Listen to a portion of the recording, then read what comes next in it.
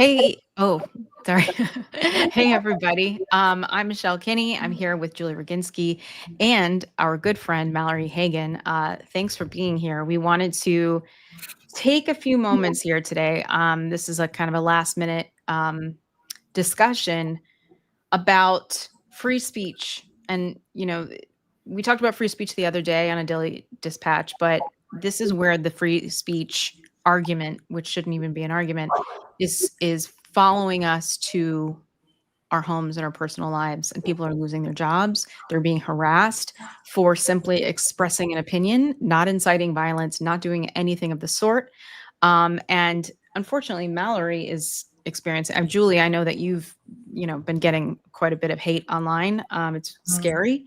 But Mallory, I was welcome. And just so everybody knows, Mallory works with us at the Seneca Project. She is our national press secretary. She's a former Miss America. She's wonderful. She's also a former congressional candidate and state house in Alabama as well. So she's a very seasoned and well-rounded person, and we're so glad to have her here. But Mallory, I would love for you to just talk a little bit about what's happening with you and how this has unfolded. Yeah. Well, first, I never want to be a hypocrite. And there's something that many of us say a lot, which is, you're free to say whatever you want. You're not free of the consequences. Mm-hmm. And I just want to put that out there because that is something that I've said. When someone says something that is absolutely just egregious, racist, bigoted, horrendous, whatever you want to call it. And I think that there are certainly layers to that. I've personally never picked up the phone and called someone's employer because I have things to do, but I understand other people are very bored in their lives or don't have other things to focus on. Yeah. But for me, I hopped online and I did not, which is what's being promoted, I did not celebrate anyone's passing. And I don't think any of us are that heartless or cruel. There's nothing to celebrate here to include someone being shot. There's nothing to celebrate in political violence. But, and it's a big but, I'm certainly not mourning the loss of a person who spent the better part of his days denigrating Black Americans, othering the LGBTQ community, talking about how women's place is basically at home in the kitchen, bearing children barefoot. I'm not upset about that. I hate it for the what it says about where we're at as a country. Yeah, of course. All that to say, I got online and basically said he was a racist and he was a bigot. And I also said he was fugly, which is apparently what we really have a problem with. I can admit, maybe not my best choice of words. However, when I stack them up against literally anything that comes out of most Republicans' mouths on a daily basis, I'm still having a hard time feeling bad about that. So let's back up, Mel, because I think we should put this in context, right? You and I hate to bring up your pageant years because I know you are so much more than that. But when you were Miss America, like all Miss Americas, and my friend and yours, Gretchen Carlson, who's a former Miss America, also can certainly speak to this as well. I don't think there's been a Miss America in the history of Miss America who has not been shamed for her looks, right? It doesn't matter. Like your hair color is the wrong thing. Your skin color is the wrong thing. You're too thin. You're too fat. You're too tall. You're too short. You're like, as a nation, we love to comment on people's appearances. And I don't care if you are, I'm sure if I were to have interviewed Christy Brinkley at the heyday of her modeling years, she would have said that every day she gets people telling her that she's too something or not something enough. So you, of course, because you had this incredibly high profile role as Miss America, were body shamed like all your predecessors before. And I don't know what happened after because I really kind of stopped following, but the bottom line is like it happened. So I think a lot of it was, and it's hard. I can't even imagine, right? Like I cannot imagine being in your shoes and having to deal with that and hearing that from randos who don't know you commenting on your appearance. And so I think there was a lot of backlash, I think, to what you said about him being fugly, because you yourself have been subjected to a lot Yes. of this kind of body shaming. I would say that I think he was a fugly person inside. Mm-hmm. I don't know how you meant it, but I think that anybody who says that Black women are not biologically designed to be smart and therefore can't be in the Supreme Court or can't be First Lady unless it's affirmative action. I'm not sure how Michelle Obama affirmative actioned herself into Barack Obama's life. That's a different story. And, you know, that she obviously could not have gone to Princeton if she hadn't been Black. She wouldn't have, you know, and Ketanji Jackson Brown would never have been in the Supreme Court and so on and so forth, unless they were an affirmative action pick. You know, the part that I have a difficult time with, because it led directly to mass murder, is that Charlie Kirk espoused the Great Replacement Theory. And I did a column on that today for Substack, where I basically said that this is a man who consistently pushed out theory after 2015. In 2015, if we all remember, Dylan Roof shot up that Black church in South Carolina. And specifically because he believed in the Great Replacement Theory, that Black people and others were coming to replace white America. And Charlie Kirk was just becoming Charlie Kirk. He was just starting Turning Point USA as an 18-year-old as this was happening. Rather than take a step back and say, holy shit, maybe I shouldn't say things like this, he doubled down. Yeah. And then you had the Tree of Life massacre, where a large number of Jews got killed because the guy believed that Jews were coming to replace white people, quote unquote. Charlottesville, Jews will not replace us. I mean, that's what they were chanting. But Tree of Life he was a great replacement theory guy. Right. Charlie Kirk doubled down. And then you had the horrible shooting in El Paso, Texas. I think 24 Latinos or so murdered because the guy there believed in the Great Replacement Theory. Charlie Kirk doubles down. And then you have the Tops shooting in Buffalo. Yeah. And had a large number of African Americans dying because the guy believed in the Great Replacement Theory, the guy who did it. And Charlie Kirk still doubles down. In fact, Charlie Kirk was still promulgating the Great Replacement Theory as recently as last month. Yeah. So I would say, yeah, it is. I agree with you, Mallory. I don't know how you meant that he was fugly, but I would agree with you. He did not deserve to die. He should have been out there promulgating his bullshit as long as he wanted to. But I, for one, am a little tired of people canceling those of us, or trying to cancel people like you who are just stating facts, which is that this guy said a lot of controversial things. And by the way, if he were alive today, probably would not disagree with anything I just said about him. He in it. Yeah. So yeah, and you're right. I mean, the backlash is, you know, weren't you body shamed? How dare you? And there is some truth to that. I think I can cop to that. And I can also say, I was body shamed. Yes, publicly, that was not the issue. I was body shamed by my employer. I was an employee of an organization meant to uplift and empower women, and they passed around photos of me calling me fat, et cetera, et cetera. So like, yes, and there are some differences here. I wasn't around college students making millions of dollars a year espousing hate and bigotry and racism for my job. And maybe that doesn't make up for calling somebody ugly. However, I think I've seen many, many, many folks online talk about not just Charlie Kirk, but many people, and Trump and everybody else. So, I mean, we make fun of his makeup and the idea that it's worth an online, firestorm of, and honestly, for me personally, I don't care. My hometown has signs when you enter everywhere that say "Home of Miss America, Mallory Hagan," and so this uproar was, having the city delete those signs or take them down because I am not a representative of the values of Opelika. And I personally don't really care about the signs.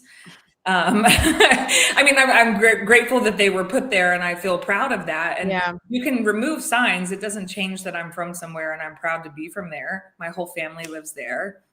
I just think it's really kind of, I'm like, okay, the issue is when you dig deeper into that, that these are people who have known me and my family my entire life, and just where we're at politically when that level of like hate and vitriol is concentrated and spewed in one direction at a single person without any understanding that they're doing what we talk about. Like, they're saying that the left is violent and mean and hateful and whatever, and yet what are you doing? You're calling the Miss America organization, asking them to remove a title that I won 12 years ago. Like, do they really? They called Miss America, and okay. They're calling. I don't have an employer, so they're calling the one place that I do go here. Right. Yeah. They're going to take it away. Right. Without naming where that is, they're calling those folks and asking them to, to fire me from the hour that I'm there every week. Oh yeah, God. Yeah. Guys, all for telling you that all for showing you a mirror of who this man is. Well, this goes to the point that, and I haven't exactly watched this, so I don't know. I'm hoping it's the right part of his little podcast speech. But the vice president of the United States, on a podcast, on Charlie Kirk's podcast, which he did from his government taxpayer paid office, went on and said that he can't find unity with anybody, and that if you see someone who basically disagrees with us, then you need to go hunt down their employer and you need to call them. And this directive came from the vice president of the United States. And in a speech that I'm sure was written by Stephen Miller. It sounds just like him. Not that matters, but I'm just going to play this here.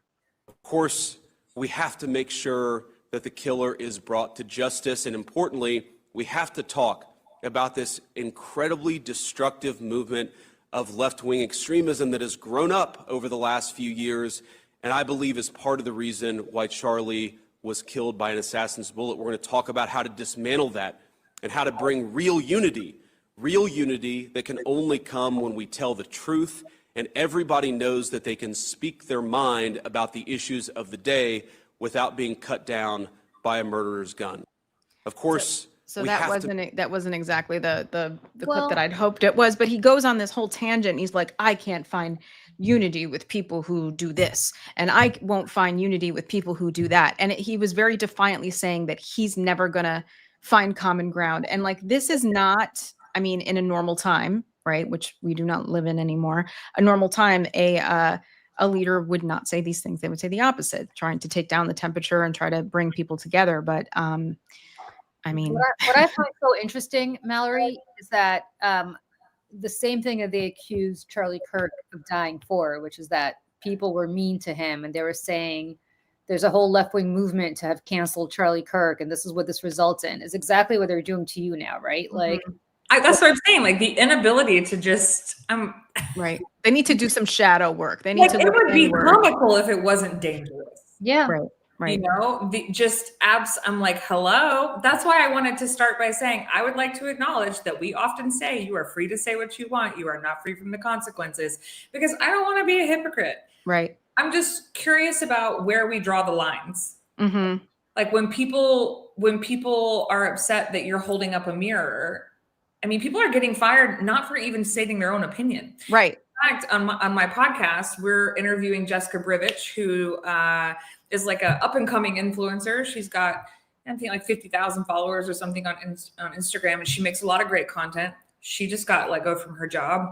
Slay the GOP just got laid off from her job. She's got about 250,000 followers. Like, there's this list of people that are being fired from their God. Solely for sharing his quotes, not saying, I'm not even saying like, I'm not sad he's gone, but solely for holding up a mirror and saying, this is who this man was. Right. And that's where the danger comes for me, because where are we deciding what's still considered freedom of speech? What's still considered I mean, it's a little scary for folks whose livelihoods depend on, their job. And the goal here is obviously to make us all shut up. Yeah. Right. What did Miss America, how did you even know they contacted Miss America? Did Miss America tell you? So, so the Miss America organization put out a statement in regard to, there was a local title holder, I guess, who said some things, or she was a previous local title holder who said some things in Texas, and they put out a statement referencing that person. And all the people in my hometown who clearly cannot read, by the way, shared this statement and were like, "We did it. They heard our voices." Because they thought it was about me, even though it clearly stated it wasn't. So then I, seeing screenshots and comments of people saying, "We won't stop until they take her title away." So she loses her title. Oh. So I think that's going to be very difficult, considering my friends are the people who might make that decision. But anyway. Right. That's the other, like, oh my God. But also, okay, I mean, you're like, I already did it. You're gonna erase the whole internet? Right. I mean, you kind of gave your title away to the next Miss America the following year, right? Like, you don't get to keep what are they gonna do? Like, take away, like, you get to erase me from the website? I don't know. But I mean, they didn't erase what's her name when they took her title away?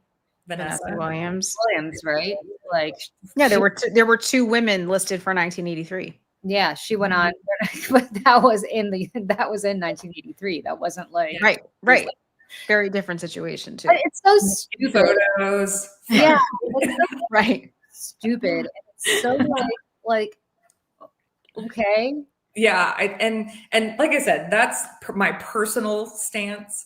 But I recognize that these types of things don't just impact me, right? Mm-hmm. They don't just impact you, Michelle. You said that you talk to your parents, and like the other people in our lives are impacted by the work that we do or the things that we say or whatever it may be. And Julie, when you have kids that are potentially in not necessarily in harm's way, but like you just worry, like you start to go, they want to shut me up, and this makes me want to shut up because what will they do? How crazy are they? If they're crazy enough to shoot somebody from a rooftop 200 yards away, what else are they willing to do? Yeah. I mean, and by the way, I don't know. Look, I keep stressing Charlie Kirk did not deserve to die or did not deserve to get shot. No way. Absolutely not. Like, but to contact people's employers to complain about people parroting Charlie Kirk's quotes back to you.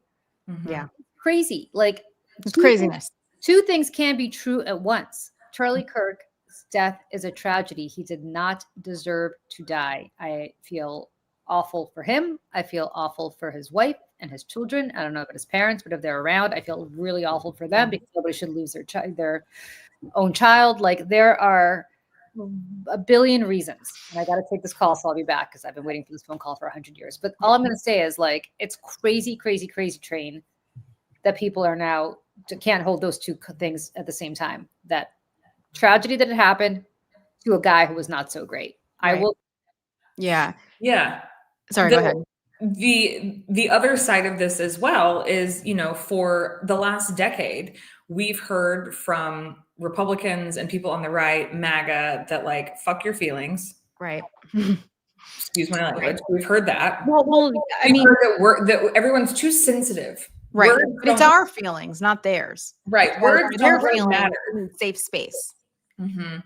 Words don't really matter. We're too sensitive. We're policing everything that everyone says. And then here we are with a whole mob of people policing everything everyone says. And mind you, these are the very people that constantly go, why can't people just take a joke? Why can't people just take a joke? Why are people so sensitive? How come comedians can't say whatever they want to now? Well, right. Mark Maron, who I talk about sometimes, he's stand-up comedian. He's now doing acting and stuff. He's like a comic, great guy. He has been sounding the alarm for several months about comedians and comedy and how a lot of the kind of toxic masculinity within the comedy world has perpetuated a lot of this intolerance towards the trans community, towards women, towards gay people. And Mark Maron was talking to Howie Mandel and saying, like, he's like, what do you mean canceled? Who's canceled? No one's canceled. Like you have the freedom to say whatever you want. And to your point, Mallory, but there are consequences. If you're going to say something, people have the right to be upset about that.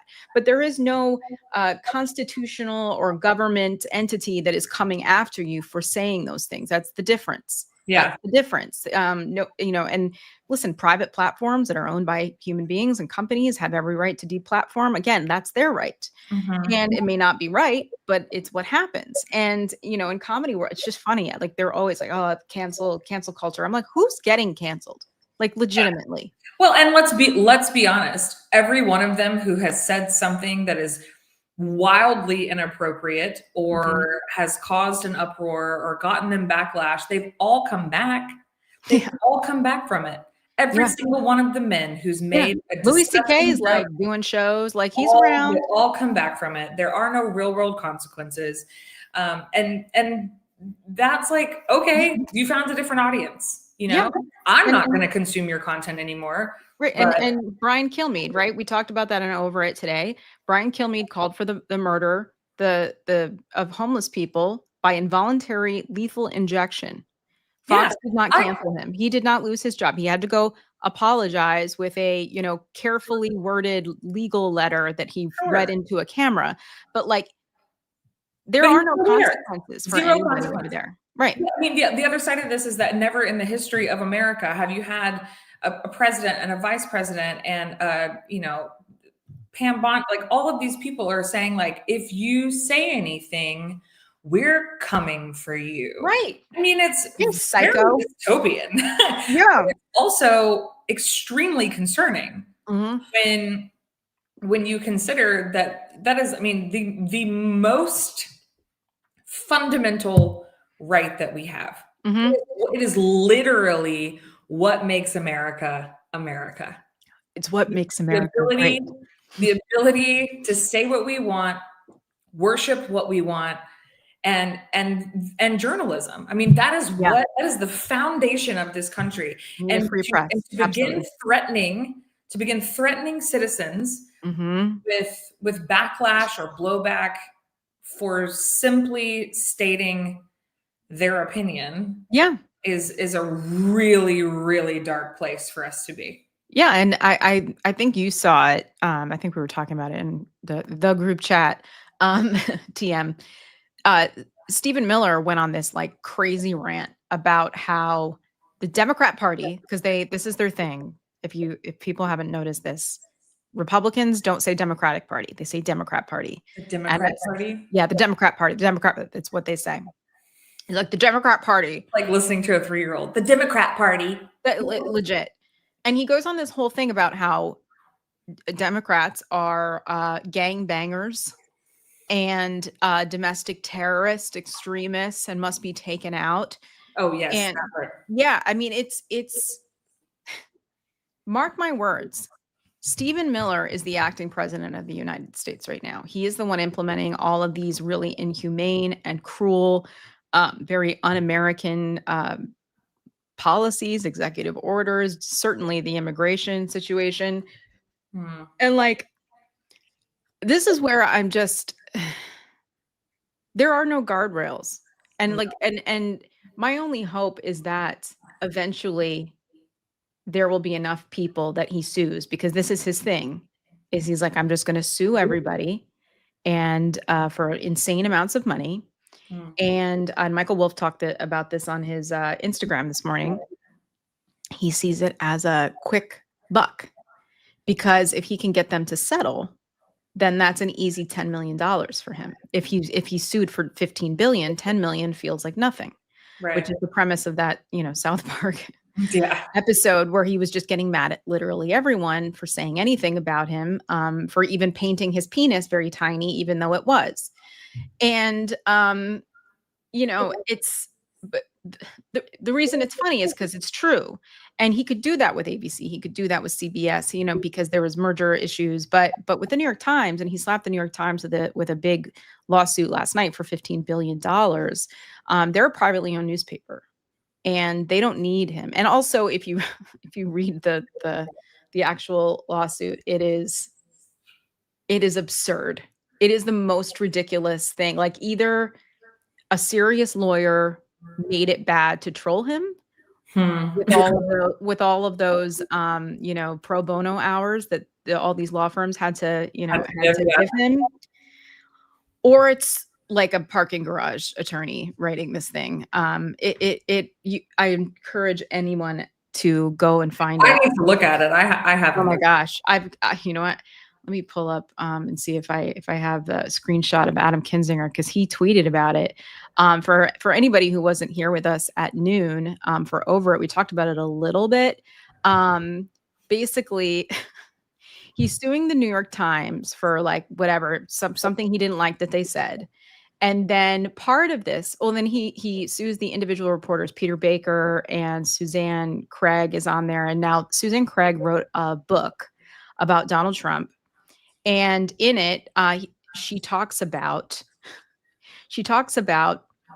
Donald Trump getting super famous because Mark Burnett made The Apprentice. And like, that's what it was, the catalyst to fame and power.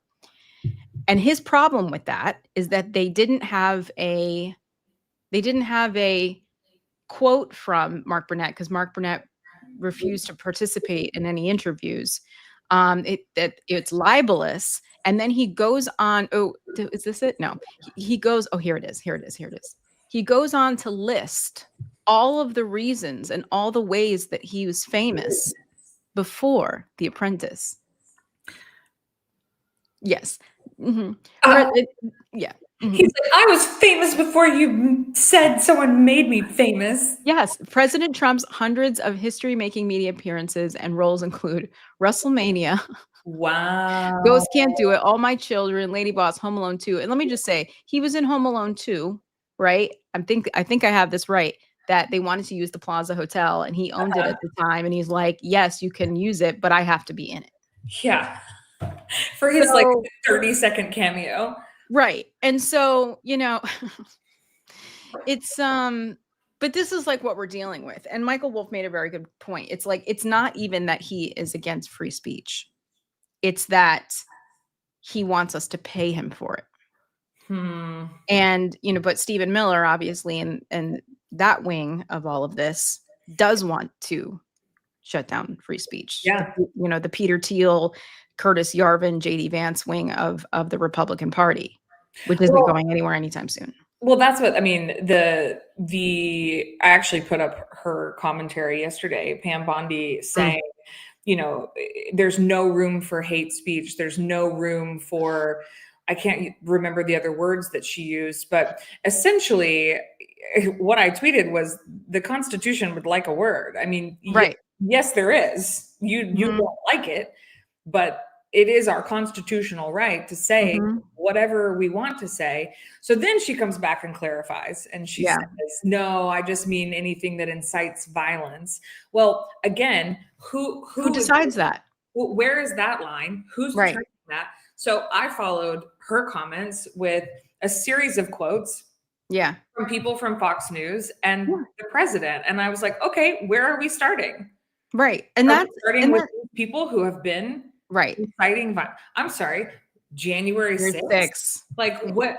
Yes. Walk me through how the people who still support this administration can hold these two things in their brain at once. I have no idea.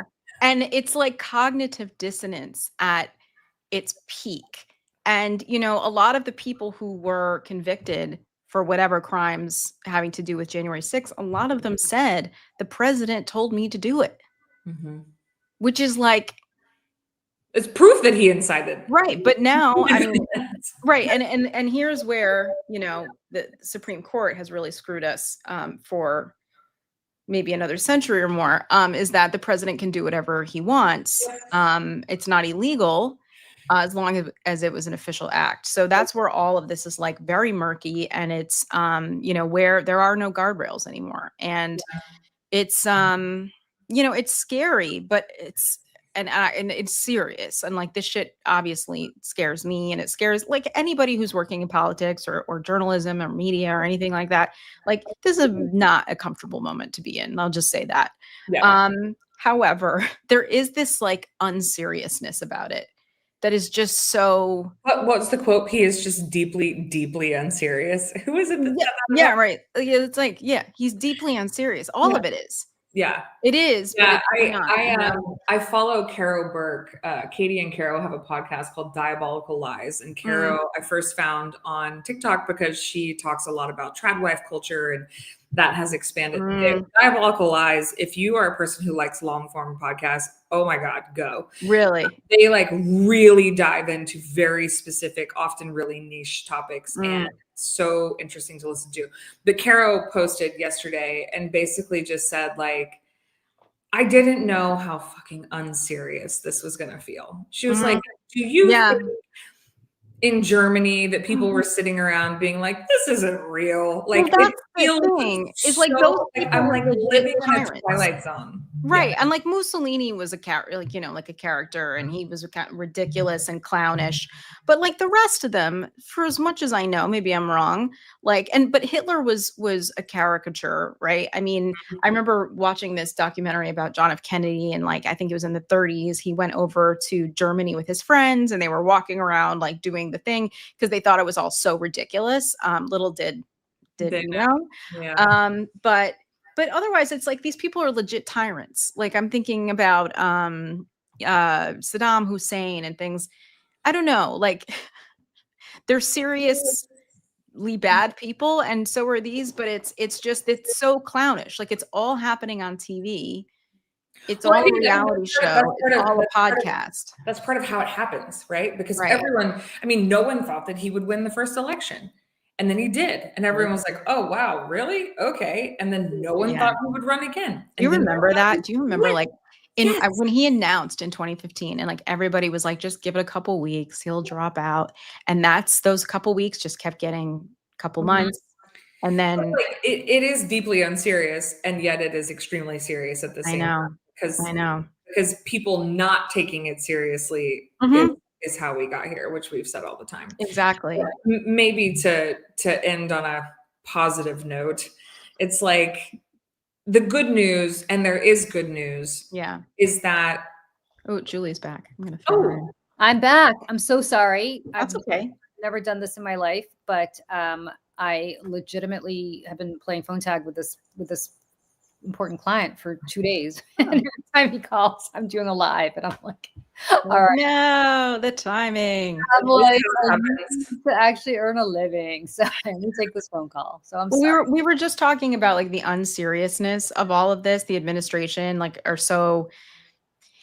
You didn't think that they'd be such big losers. You know what I mean? When the United States of fascism finally came to the United States, I guess no one expected them to be this clownish. I mean, it's unserious, but totally serious and scary, but also like, oh my God. So, like, it's Donald Trump. Do you know what I mean? Like really think back. You think about JD Vance sitting in the vice president's office being like, and we're gonna come for you. And I'm like, am I watching SNL? Like I've seen him run. Okay. But I'm also not watching SNL. And that's the scary part. I guess like, I think I was writing some Substack a couple of days ago. And so I started going down the rabbit hole of like 1980s Donald Trump. And I pulled up all of these interviews with him on like Lifestyles of the Rich and Famous. Remember that show? With Robin Leach. And him and Ivana, and kind of being like these like clowns. And the thing is, like, you listen to Trump talk then, he actually could string a sentence together. He actually was self-aware. He was not like something, I don't know if he had a stroke, but like the Donald Trump that we see now is not that guy. Not that guy was good, but this guy is really for all of the Joe Biden's old and slow stuff, and they would play, comparison. They'd make it, Joe Biden talking in 1995 to now. Like I'm like, do this for Donald Trump because it's just as, if not more, shocking for Donald Trump. And then JD Vance, who like the guy did well on his LSATs and got into Yale. I know, and like and used to have friends that were trans. So what happened? What happened to him? Just because he needs a dad and power, and daddy gave him millions of dollars, and so he's got to do what daddy tells him to now. Never had a daddy, never had any money, and Peter Thiel became both. Mm-hmm. I think that's really what it is. I think, and now Donald Trump is like granddaddy. yeah. I think if you grow up, senile. if I could psychoanalyze a man I've never met and I'm totally unqualified to psychoanalyze, Yeah. I would say that when you grow up the way JD Vance grew up, where Mm. you're completely insecure and you're completely like, you're seeing like your mom go through a whole host of different men and there's never like a father figure. And you kind of learn at a very young age, I think, to rely on nobody but yourself. And you feel like you, or like whatever you get, like, I deserve this man. Like, I'm the one that got myself into Yale. I'm the one that did this. I'm the one that got the trophy wife at Yale. No, she's not a trophy wife. She's very smart, but I'm the one that clerk for Kavanaugh, like, and now she has to be silent and, and I think like you start justifying it to yourself, like, I deserve this because nobody's going to nobody's going to look out for me if I don't look out for myself. I think those of us who grew up in loving families, and I'm not diminishing anybody who didn't, because I think it's there but for the grace of God. I think you feel like there's a safety net around you where you have people who really look out for you and care for you. And there's an empathy that you develop as a result because you see it develop, you see it given to you. Whereas JD Vance just never had that. I think it was like, well, if I don't take care of myself, nobody's going to take care of me. So I'm going to do whatever it takes. Well, that the thing about that, Julie, whoever I need to and be scrappy in whatever way. Right. Well, and the thing is, and this is obviously a much bigger conversation for another day and another little daily dispatch, but talking about families, you don't have the family connection or maybe, anybody in the home who's watching what you're doing or any of these things. And that leads directly to these young men who are this ripe age of online radicalization, which I have to say, I mean, I have rolled my eyes a lot at the male loneliness epidemic, and I think some of it is bullshit. It is. It has been proven that it is a loneliness, period. Yes. And so, I'm like, please spare me. Also, maybe you could just try. Women love kindness, so just, go for it. But this is probably the first time that I have really looked inward and been like, Michelle, you're a little bit, if not a lot, wrong about young boys and men, though. And how scary this is. Because I'm like, where are your parents? That's what's the most upsetting to me. In addition to that, is like they're living these lives in this multiverse that doesn't really exist. I mean, the internet exists, but it's not a place. It's not a real place. And so they're losing themselves into this digital universe that turns them into kind of sociopathic. I think, I think, as a mother of a 13-year-old, I can tell you, like, it is hard to keep track of what they're doing unless you're on 24/7. Yeah. And maybe the key is to be on them 24/7. I just don't have that. Well, that's the thing, right? Yeah. I mean, it's this, and what it requires. It's hard. And what's even harder is to say no. Like, my son has been dying every single day. Can I have TikTok? I'm like, nope. Well, now it's gonna it's gonna for our household, it's Roblox.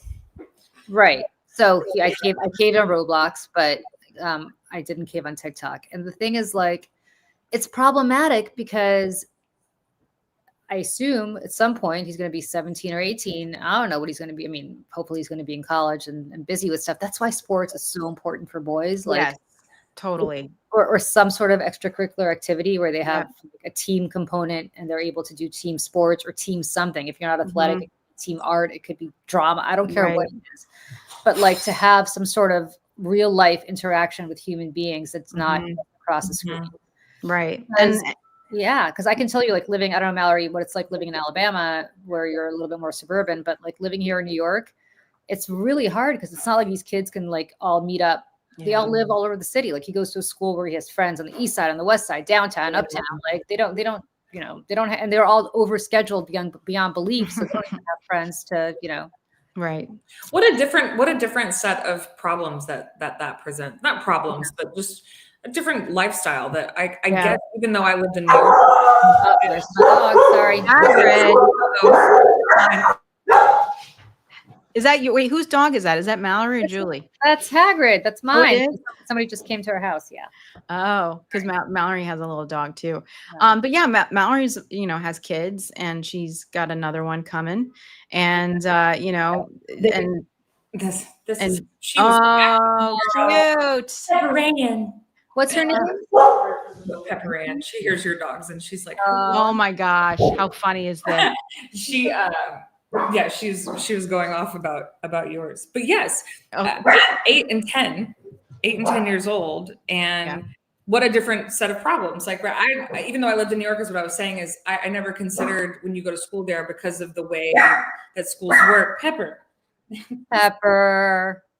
we get it, that it just presents that different issue of like how do kids interact outside of school, Right. and meet up and do social things together and all of that. That's very interesting. Meanwhile, our kids live in a neighborhood where they run around with all the kids they go to school with after school. Yeah. Which is like great, Trust me, we try. We're like, go outside. Yeah. Well, oh, sorry. Go ahead, Julie. No, I mean, that's exactly right. And I think if you are listen, what is obvious to me about this, we talked about this before, Michelle, but if you're the mom of this Tyler Robinson, whatever the guy's name is, who killed Charlie Kirk. Yeah, something like that. You're probably sitting there being like, what the fuck just happened? Like, how did my son do this? Like, how? And I think the only way you could justify it is to say, well, he had this whole secret life I didn't know about, and the left, radicalized him because he's bisexual, and that's why radicalize them with their health care. Radicalize them with their homosexuality and whatever, whatever else whatever it is that they need to whatever tell else themselves. like she's telling herself. And the reality is, like, what are you gonna say? Like, I know. My heart breaks for her, and I don't want anybody to say that sitting here saying that I feel sympathy for him, because I don't, but I have sympathy for her. And probably to some extent, this is a guy who grew up in a super strict right-wing household around guns and a sheriff father, and who obviously had, if all of this is true, and who knows if it is, had feelings towards men that he had to keep secret. Like, if my son ever came home and said he's gay, I'd be like, great. Like, I can't wait to like, yay. Yeah. I was going to say, I'd be so excited. By the way, I'd be so happy, because we all know who takes care of their old moms. It's the gay men. Because straight ones marry some women and run, and that's the last you'll see of them. The guys always take care of their moms. So, I only wish. But anyway, the point is that's not what's happening, unfortunately. Yeah. And the sadness really for him is that I look at an individual like that, not only is the harm and like murder that he's causing the world, but like missing out on a whole life of just happiness. And normalcy, and like that sucks, but it doesn't excuse on any level ever doing something like this. And that's where, like, the sociopathy, is that how you say it? Yeah. Of being, being a sociopath and like not having any remorse for what you've done, and reading those text messages, assuming that they're all 100% accurate, exchange with his roommate. They're weird. They're weird. And like, I was like, this reads like the Gilded Age script, but whatever. And, the whole back and forth of talking about the gun and his old man, and the person asking, you did this? What? And being completely shocked. Like, there's no sort of like, oh my God, what did I do? It was just like, yes, I did this. Okay, I'm going to move on now. And it was just, that was the most chilling part about all that to me, is just like the lack of empathy. I don't know. I mean, I think remorse or whatever, I just, that it scares the shit out of me, especially with these young men. Like, but I think that it's the larger picture that scares me. I mean, to bring it back to the original reason why we came here is like, people have no ability to see outside of themselves. Yeah. That's so true. Yeah. Their own backyard. I mean, we've talked about this over and over again when it comes to policy and how people fall on the right or the left. And we know through science that people who are more prone to be MAGA and conservative have the fear receptor. And it's fear for yourself and your own family, and like the inability to put yourself in someone else's shoes and to have empathy and compassion for other people. And it just feels like that is growing. I hope it's not. Yeah. You know, we talked about this a lot right after the election. I have to hold on to the fact that a small fraction of this country actually elected this man and this administration. A small fraction. 7 out of 10 people didn't vote for Donald Trump. Yeah. I have to hold on to the fact that there are more good people out there than we see and hear from on a regular basis, who just choose to be tuned out, unfortunately. Yeah. But I have to hold on to that, because otherwise it feels like the lack of empathy and compassion and ability to care about your neighbor is swallowing this whole. Yeah. I mean, maybe it's just that there's a baby in me. I'm like, I can't live life thinking that everyone is so awful. If I do that, then I'll drive myself crazy. Yeah.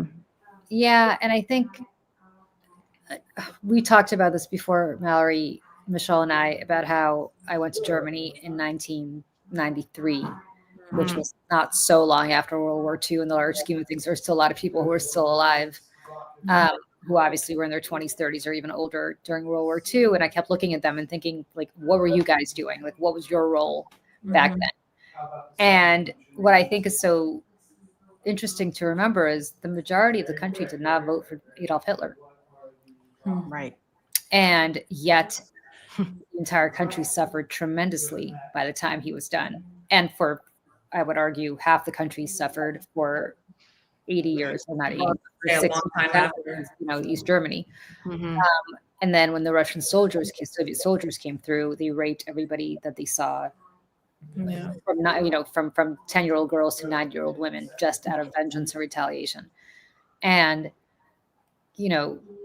I keep thinking about how it doesn't matter if you supported this guy or voted for this guy. Like, if you lived there, you were held responsible by people who were just looking for vengeance. And before they were looking for vengeance, were held responsible by Adolf Hitler, is what he subjected that country to. Right. So, and then I think about us, and I think about the fact that we also, the majority of us, didn't vote for him, but here we are, and he won. And the majority of the people who did vote for him. It's not even like won the Electoral College. Like, I know, I think that was the worst part of all this. I think this is, for me, and in the days following, and really, I mean, weeks and months too, is just like, the hope balloon lost a lot of air because of how many people chose this. And now that's hard to reconcile with. And now you have these people who are so high on supply, they don't think these good times will never end. And Michelle, you nailed it when you showed that picture of them breaking ground on the big, beautiful ballroom that he's building in the White House, which is going to like double the size of the White House footprint. And you think about the fact that he's not going anywhere. No, that thing's not even going to be done until he's almost out of there. No, unless he has a stroke or something, some act of God, that man is not leaving. And Amy Coney Barrett was, especially if he handles this project like he has any of the others. Well, right. And if he can still afford it in a couple of years, if he pays the contractors, we'll see. And in contrast, and we can wrap this up, but in contrast, I want to show a clip of Barack Obama today talking about what's going on. And, I do this too. I sometimes put unfair amount of energy on him, and I get angry that he doesn't say more. He did his time. He served the country. I get it. He doesn't want to, at least it's not like George Bush, who literally says nothing. But I just want to play this because he did tweet this out just a little bit ago. And I don't know. It gave me a pep in my step. Just even the semblance of leadership or accountability at all was really nice to hear. So when I hear not just our current president, but his aides, who have a history of calling political opponents vermin, enemies, who need to be targeted.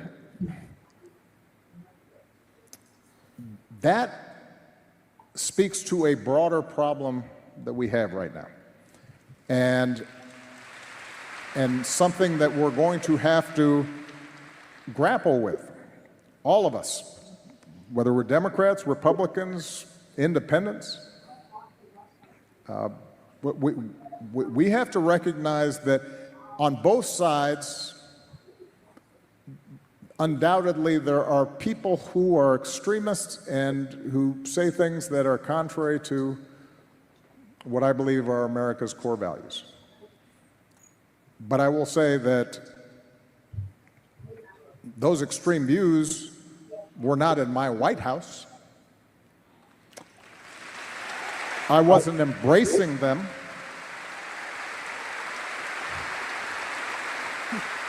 I wasn't empowering them. I wasn't putting the weight of the United States government behind extremist views.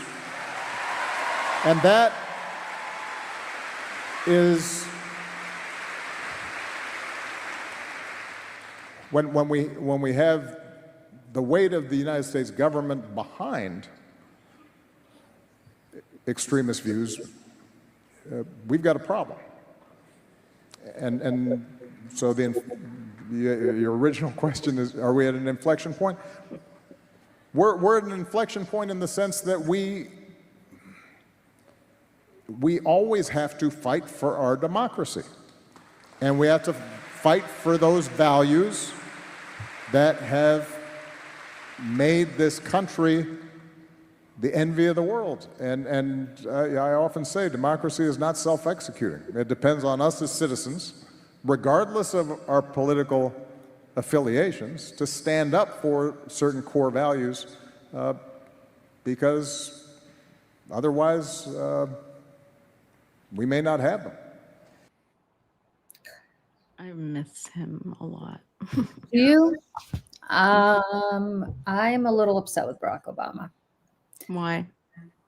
Because I feel like a lot of Barack Obama, a lot of this Professor Obama floating above. Yes. I mean, fair. Yes. Mr. Spock, kind of like my Mr. Spock that I can't even show you. Kind of cerebral. So it's what got us here after the 2008 crash, when everybody lost, not everybody, so many people lost their life savings. Mm-hmm. He had the opportunity to throw one hostage on the tarmac. He should have just indicted just one person on Wall Street to make people understand that he actually cared. Well, yeah. And this whole like professorial, I don't, maybe he was the right person for the time, but I don't believe that the reaction to Obama was just based on Trump being the reaction to Obama was just based on race. I think a lot of it was. I think a lot of it was also that they wanted a populist who understood, who felt their pain in the way Bill Clinton once felt their pain. Like, I don't think a Donald Trump could have followed a Bill Clinton, and not just because of race. Well, and yes, and I'll say, because I'm 43 years old and I was an elder millennial and I was in my 20s when Barack Obama became president, I feel bad for the younger kids who will never know what that felt like. Yep. Yeah. And it was an incredible time because, you know, at least when I came up, I was in college during 9/11, you know, came to New York. A lot of my friends like graduated into the crash. And here's this young, smart Black man and his beautiful family speaking about hope and change. And for 8 years, everything felt, for the most part, pretty good to be a young person, other than obviously the conditions of our economy. But like, the young kids will never know. They will never know what that felt like. Yeah. Well, the kids today have no concept of what it meant to be politically decent. Yes. They have no example of it. There'll be videos of what once was, but Representation matters. Yeah, there's no concept that politicians used to solely, for the most part, disagree on policy. Yeah. And, it's crazy to me that we look at clips of George W. Bush talking about immigration, and he sounds like a Mensa candidate. At the time, I was like, this bumbling idiot. And now I'm like, wow, he was brilliant. Yeah. So, well, ladies, let me tell you about the 80s when Donald Trump proposed, and not Donald Trump, when Ronald Reagan proposed and passed bipartisan immigration reform. Yeah. How about that? I hear you, Michelle. There's there's definitely a wish for that level. Yeah, it felt like I was living inside a West Wing episode, and it was fantastic being a young 20-something New Yorker with 5 roommates and struggling, and that gave you something to feel hopeful about, and it was awesome. And then never again. Let's give people something to be hopeful about today. There are Democrats winning. They're winning specials.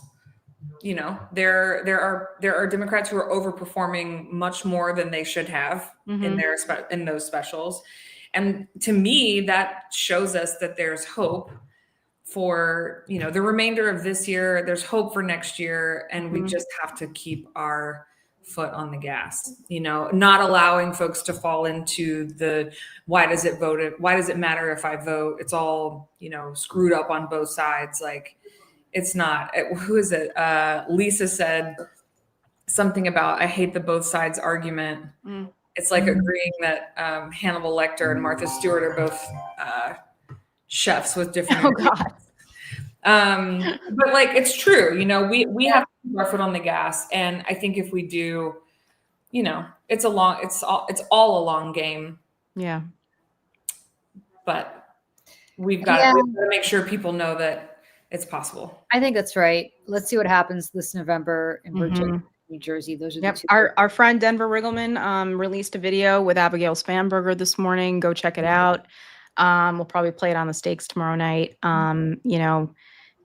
Denver Riggleman grew up Mormon, and he was a congressman in Virginia, a very conservative Republican one, who has left the party completely and has dedicated his life now to fighting back. And, I talk to him all the time, Tara and I, and he waffles back and forth to be like, that's it, it's over, to F this, no, they're not going to run me out of here. So, just know that if anybody's feeling that way, you are not alone. I mean, at all. Everyone feels this way. And if Denver Riggleman, who was on the January 6th committee and, is probably going to get a subpoena soon, is if he can move forward and have hope and still keep fighting, so can we. So yes, that's right. And also, we won't be silenced. No, we will not. No, and by the way, to you dopes who are complaining about Mallory for saying something that is 1/1000th of an iota as controversial as anything Charlie Kirk ever said. Get a hold of yourself. Are you kidding me? Are you kidding? Or a hobby or a life.